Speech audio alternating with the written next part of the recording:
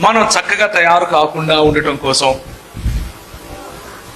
మనము శుభ్రంగా కనిపించకుండా ఉండటం కోసం పరిమితమైన, అవసరమైన, లేకపోతే సాంస్కృతికంగా, సామాజికంగా ఆమోదయోగ్యమైన అలంకరణ చేసుకోకుండా ఉండాలని, ఇలాంటి కొన్ని మిత్స్, కొన్ని అపోహలు మన మధ్యకు వస్తూ ఉంటాయి. ప్రభువును వెంబడించటానికి అలంకరణ అడ్డం కాదమ్మా. జాగ్రత్తగా వినండి ఈ విషయం. ముఖ్యంగా చెల్లెళ్ళు, మీతోనే మాట్లాడుతున్నాను. ప్రభువును వెంబడించటానికి అలంకరణ అడ్డం కాదు.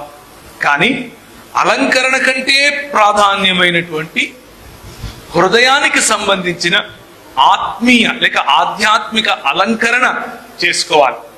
ఉన్నవి తీసేయమని చెప్పట్లేదు, వాటికంటే ప్రధానమైన అలంకరణను చేసుకోండి అని చెప్తున్నారు. అంతేకాని మతం నెత్తికెక్కిన వాళ్ళు ఏం చెప్తారు అంటే, నువ్వు చక్కగా తయారవుతే నిన్ను ప్రభువు తృణీకరిస్తాడు అని చెప్తారు. అది పాపం అని చెబుతారు. అది పాపం కాదు.